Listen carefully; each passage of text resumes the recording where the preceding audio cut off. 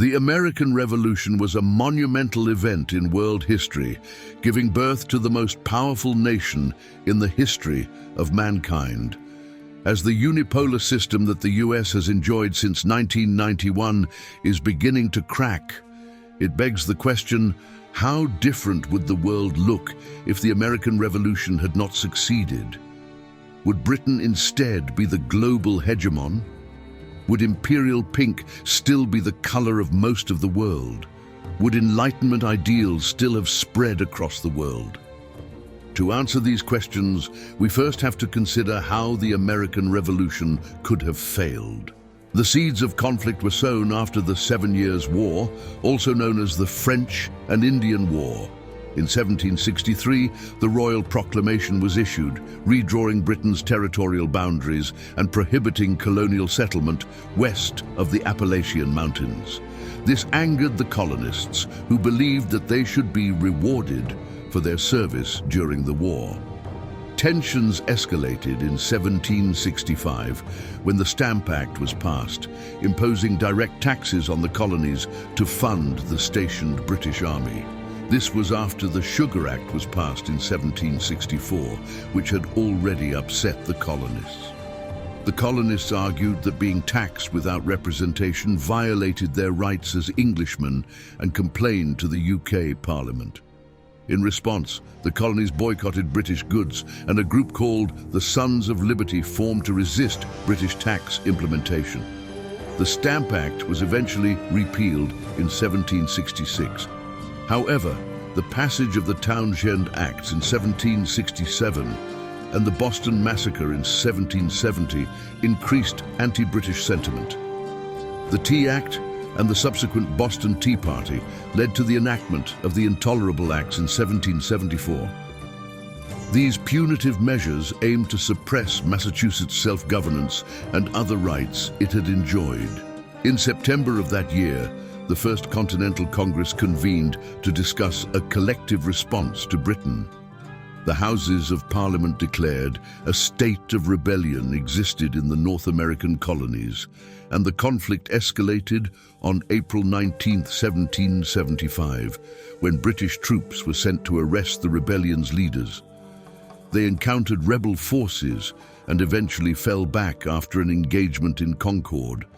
This marked the beginning of the war. George Washington, despite not having the best track record, was chosen as the commander-in-chief of the Continental Army. He served without distinction during the 7 Years' War and lost the only battle he held command in. It is shortly after his appointment that our timeline diverges. For the American Revolution to have failed, George Washington's subpar track record would not have been enough to ensure a British victory. Indeed, in our timeline it did not. Instead, key decisions made by the British commanders and their lack of cohesion has to be rectified for the American Revolution to fail.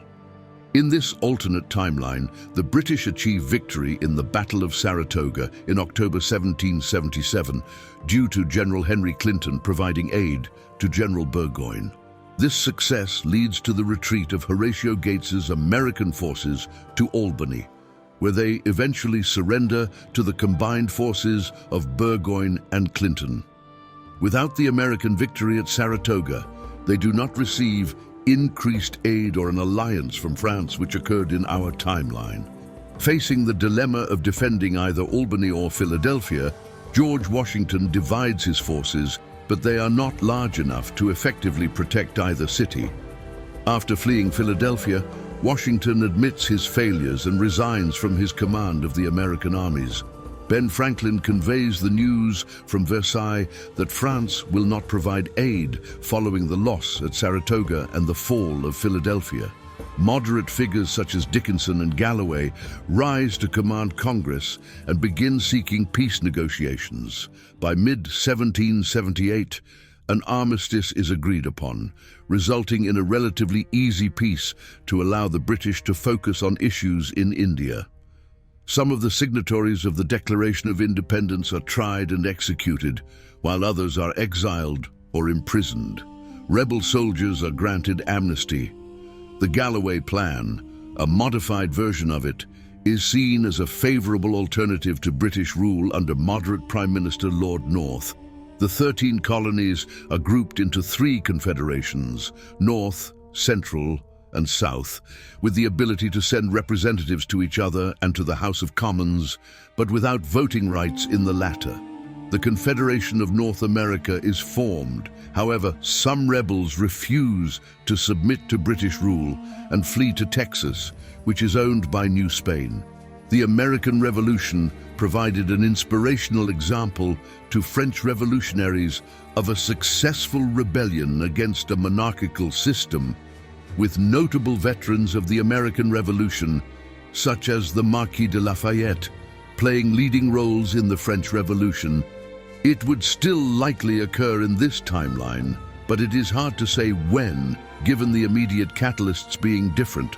For instance, France would still be going through considerable financial strain, though not as much given that they would not be financially or militarily aiding the Americans.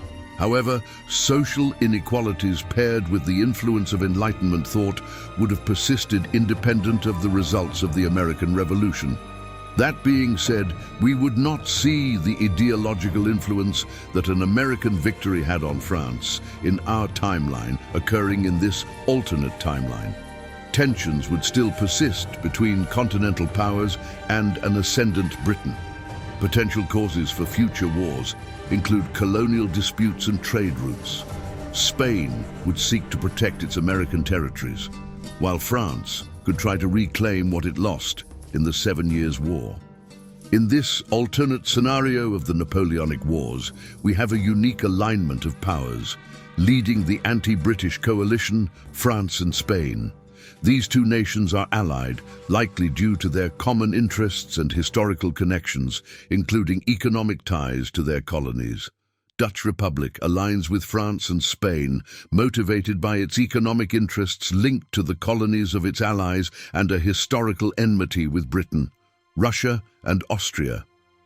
Their alliance seems to be focused on a common enemy, Prussia, rather than Britain directly. Austria aims to recapture Silesia after its previous failed attempts, while Russia seeks to expand its influence in Europe and perceives Britain's potential defeat as an opportunity to do so. Meanwhile, in the British coalition, Prussia, supported by Britain during the 7 Years' War, Prussia now faces a potential shift in the European balance of power that could leave it isolated if Britain is weakened. The Ottoman Empire. Its involvement would be strategic to counter Austria and Russia growing too strong, and thereby altering the power dynamics in Eastern Europe and the Balkans. Portugal, a historical British ally.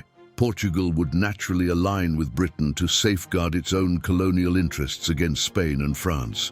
In this reimagined conflict, traditional alliances are reshuffled, with each nation's participation being driven by a combination of historical grievances, strategic interests, and the overarching goal of either undermining or supporting Britain's position in the global order. The odds seem to be stacked against Britain, but they seemed so against France in the 1790s of our timeline, yet they managed to survive for a time. Could Britain manage to fight off this European coalition? And if so, what would the world look like after it?